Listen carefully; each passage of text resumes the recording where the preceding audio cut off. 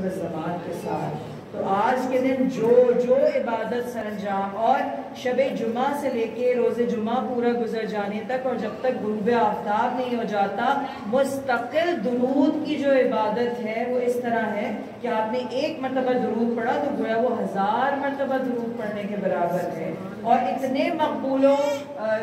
مقبول ہوتے ہیں آج کے دن کے درود شب جمعہ سے اور روز جمعہ تک کہ آپ اس کا اندازہ نہیں کر سکتے کہ کس قدر ثواب ہے۔ یہاں تک معصومین نے کہا کہ اگر جتنے بھی صحرائیں ان کی جتنے ریت کے ذرے ہیں اور جتنے دنیا میں درخت ہیں ان کے پتے ہیں اور جتنے سمندر اور دریا ہیں ان کے قطرے ہیں، ان سب کی تعداد کو بھی مجتمع کیا جائے تو اس سے بڑھ کر بھی صرف ایک مرتبہ درود کا ثواب ہے روز جمعہ۔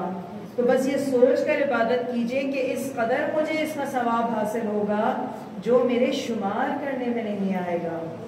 اس آغاز کلام کرتے ہیں پروردگار رب العزت کے بابرکت ترین، عظیم ترین اور کریم ترین نام کے ساتھ مومنات گرامی کہ جس نے بنی نوع انسان کو اپنی اتنی بیش بہا نعمتوں سے نوازا۔ ابھی ہم نے ذکر کیا نا کہ یہ درود ہی ایسا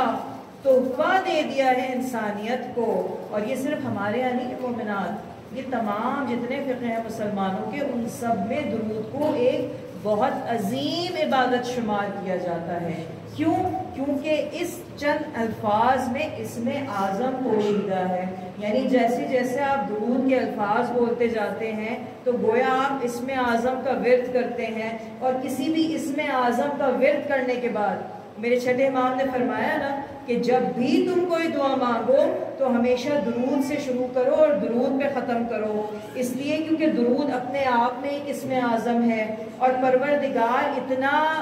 عظیم اور رحیم اور رؤوف ہے کہ یہ اس کی قدرت اور اس کی خدائی کے خلاف ہے بات،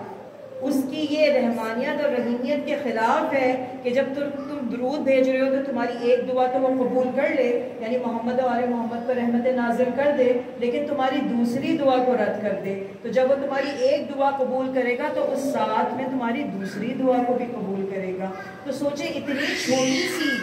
شے درود ہی اگر ہم لے لیں کہ کتنا بڑا اس نے بنی نوع انسان پر احسان کیا کہ تمہاری دعاؤں کو قبول کرے گا، یہ درود تمہارے غموں کو دور کرے گا، یہ درود تمہارے خوف کو ختم کرے گا، یہ درود تمہیں دنیاوی آسائشیں دے گا، یہ درود تمہارے مال، اولاد، مویشیوں اور تمہاری آئندہ آنے والی نسل کی حفاظت کرے گا۔ کہتے ہیں نا بچوں کو گھر سے رخصت کریں تو 3 مرتبہ درود پڑھ کر پھونک دیجئے آیت الکرسی کے ہمراہ۔ تو ایسا ہے گویا کہ آسمان سے فرشتے نازل ہوتے ہیں اس کی حفاظت کے لیے۔ تو دیکھیں مومنات، چھوٹی چھوٹی چیزیں، ایک مرتبہ درود کی عبادت کیجئے، باواز بلند نعرہ درود اللہم صلی علی محمد و آل محمد وعجل فرجہم اجمعین۔ اور بعد حمد و ثناء پروردگار ہمارا تمام تر درود و سلام محمد و آل محمد علیہ السلام کی ذات پر درود بھیجیے باواز بلند اللہم صلی علی محمد و آل محمد۔ جن پر درود بھیجنے کا پروردگار نے حکم دیا اور جن کی محبت میں اس کل کائنات کو خلق کیا، یعنی پروردگار حدیث قدسی میں ارشاد فرماتا ہے کہ میں ایک چھپا ہوا خزانہ تھا اور میں نے چاہا، یعنی پروردگار تو قدیم ہے نا، کتنا قدیم ہے، کتنا پرانا ہے۔ ابھی ہم ذکر کر رہے تھے کہ جو آرکیولوجسٹ ہیں اور جو جیولوجسٹ ہیں انہوں نے جب اندازہ لگایا تو انہوں نے یہ دیکھا کہ کائنات میں جو اسرار و رموز ملتے ہیں، کائنات میں جو آثار ملتے ہیں، کائنات میں جو کھنڈرات ملتے ہیں، وہ اس طرح کے ہیں جو ارب ہا سال پرانے ہیں۔ یعنی انسان کی پیدائش تو بہت بعد میں ہوئی ہے زمین پر، لیکن اس روئے زمین کو پروردگار نے پتہ نہیں کب خلق کیا تھا جس کا اندازہ نہیں لگایا جا سکتا۔ تو جب اس نے اپنی مخلوق کو اتنا پرانا خلق کیا ہے تو وہ پروردگار خود کس قدر قدیم ہوگا۔ تو پروردگار نے کہا کہ میں صدیوں سے ایک چھپا ہوا خزانہ تھا اور ایک بارگی میرا دل چاہا کہ میں پہچانوایا جاؤں، تو اے محمد میں نے آپ کو اور آپ کی آل کو خلق کیا. یعنی آپ کی آل کو جب خلق کیا اور آپ کو، تو آپ نے بنی نوع انسان کو میری یعنی پروردگار کل کی پہچان کرائی کہ یہ ہے تمہارا پیدا کرنے والا، یہ ہے تمہیں بنانے والا، یہ ہے تمہیں رزق و روزی دینے والا، یہ ہے تم پر رحم کرنے والا، یہ ہے تمہارا مسئول، تمہاری دعاؤں کو قبول کرنے والا، یہ ہے جو تمہیں جنت اور دوزخ کی بشارت دینے والا ہے، یہ ہے جو تمہارے اعمال کا اعادہ کرنے والا ہے، یہ وہ ہے جو تمہیں بغیر مانگے اور بغیر حساب کے عطا کرنے والا ہے. مومنات گرامی، ایک اپنی صحت کو ہی دیکھ لیجئے تو صدہا شکر ادا کیجئے کہ پروردگار تمہیں کتنی بڑی نعمت کی کہ قوت بصارت موجود ہے، قوت شامہ یعنی سونگنے کی طاقت موجود ہے، قوت سماعت یعنی سننے کی طاقت موجود ہے، قوت گویائی یعنی بولنے کی طاقت موجود ہے. اور پروردگار تو نعمتیں یہ اگر مجھے نہ دیتا تو میں دنیا کے سرد و گرم کا مقابلہ کس طرح سے کرتا. مومنان تو سوچیں، جب یہ اتنی نعمتیں ہیں اس کی، تو وہ ذوات محمد والے محمد جنہوں نے ان نعمتوں کی پہچان کرائی، وہ خود اپنی ذات میں کس قدر بڑی نعمت ہوں گے. تو مومنات گرامی، اپنے موضوع پر آتے ہیں جو اس عشرہ ثانی ہمارا موضوع ہے کہ عزاداری ہے سید الشہداء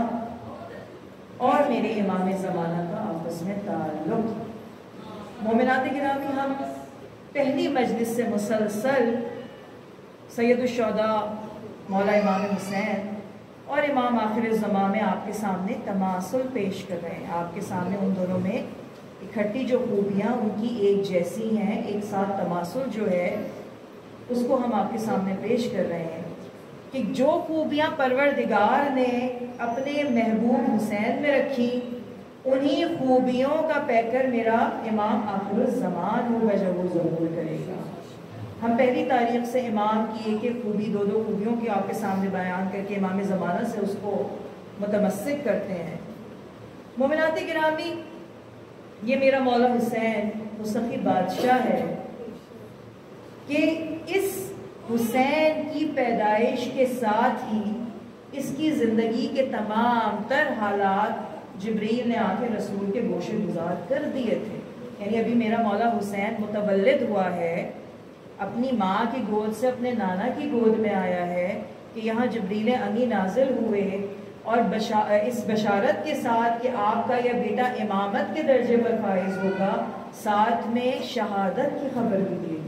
کہ یا رسول اللہ، آپ کا یہ بیٹا درجہ عظیم پر جو قربانی اسماعیل اور ابراہیم سے پروردگار نے بدل دی تھی، وہ شہادت حسین کی صورت میں نمودار ہوئی. تو میرا یہ وہ امام ہے مومنات گرامی کہ اس کی زندگی کے تمام تر مصائب، تمام تر حالات پہلے سے رسول خدا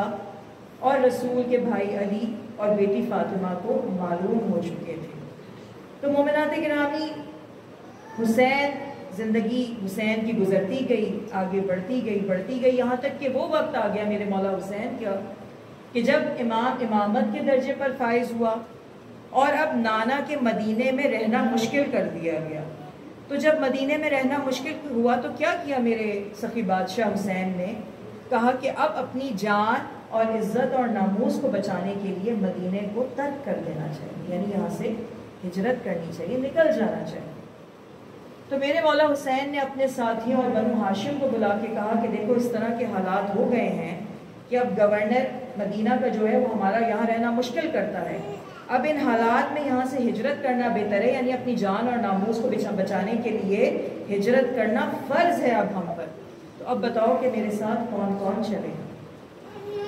تو جتنے بنو ہاشم اس وقت تھے اور امام کے ساتھی، وہ سب جانے کو راضی ہو گئے. اب ہم یہاں آپ کی توجہ ایک نقطے کی طرف مبذول کرانا چاہتے ہیں مومنات، کہ وہ جتنے بنو ہاشم راضی ہوئے تھے، جتنی حسین کی بہنیں راضی ہوئی تھیں، جتنے حسین کے ساتھی راضی ہوئے تھے، وہ اس لیے راضی نہیں ہوئے تھے کہ گھر کا سربراہ جو ہے یا بہنوں کا بھائی جو ہے یا بیٹوں کا باپ جو ہے یا چھوٹے بھائیوں کا بڑا بھائی جو ہے یا ساتھیوں کا درد مند جو ہے وہ انہیں استدعا کر رہا تھا، حکم دے رہا تھا ساتھ جانے کا، بلکہ وہ سب اس لیے راضی ہوئے تھے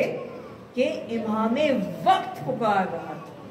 امام وقت حکم دے رہا تھا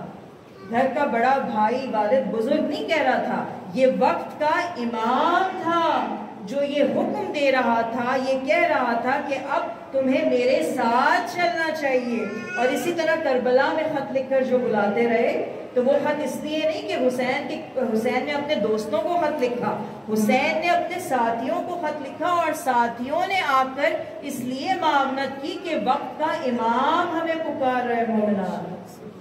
اسی نقطے کی طرف آپ کی توجہ ہم یہاں تک لانا چاہتے ہیں کہ اسی طرح جب میرا امام آخر زمان ظہور کرے گا، دیکھیں حسین تو اپنے پورے خانوادے کو، ہم نے کل اس نقطے کی طرف توجہ دلائی تھی کہ پورے خانوادے کو لے کر نکلا تھا، ناموس کو لے کر نکلا تھا، عورتوں، بچوں، ساتھیوں کو لے کر نکلا تھا، لیکن یہاں میرا امام ہوگا جس کا کوئی خاندان نہیں ہوگا اس وقت جس وقت وہ ظہور کرے گا، وہ اکیلا ہوگا، لیکن جب وہ آواز دے گا اپنے ساتھیوں کو تو جوق در جوق ساتھی جو ہے امام کی خدمت میں پیش ہوتے جائیں گے۔ فوج کیوں؟ کیونکہ امام زمان پکار رہا ہے، وقت کا امام پکار رہا ہے، اس وقت میرے سرپرست اعلیٰ کو میری ضرورت ہے، اس وقت امام کو میری نیابت کی، میری نصرت کی، میری مدد کی، میرے وجود کی امام کو ضرورت ہے۔ تو اس وقت یہ نہیں سوچیں گے کہ یہ وہ ہے جو بڑا ہے، یہ وہ ہے جو والد ہے، ہم یہ اس وقت سوچیں گے یہ وہ ہے جو وقت کا امام ہے، یہ وہ ہے جو زمین پر اس وقت خدا کا